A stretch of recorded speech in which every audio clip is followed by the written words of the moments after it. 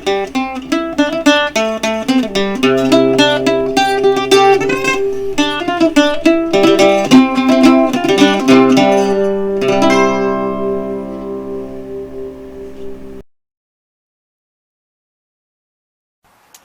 our sweet basil plant. As you can see, it's doing pretty good, quite healthy.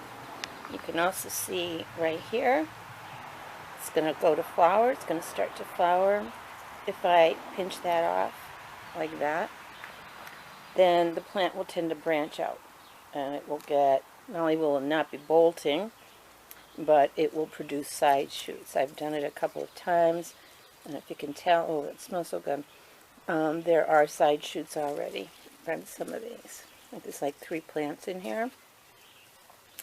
And I'll be doing it. So here comes one right here. From the last time I pinched this one off, you can see that's been pinched. We got some lateral shoots here too. But if you do this, and frequent picking, we really need to pick some of this basil today. I hate picking it before the tomatoes are ripe, but we'll pick some. And I was told by a woman who was actually first generation American Italian, parents were from Italy, that the best way to store basil is to freeze it. Dehydrating was considered sacrilege by her. You freeze it and use it that way, and it really does taste more like the fresh basil. So today we'll start picking some of these bigger leaves, make sure there's no hitchhikers on them, wash them, and the plant will produce more after that. So that's how you get more from your basil.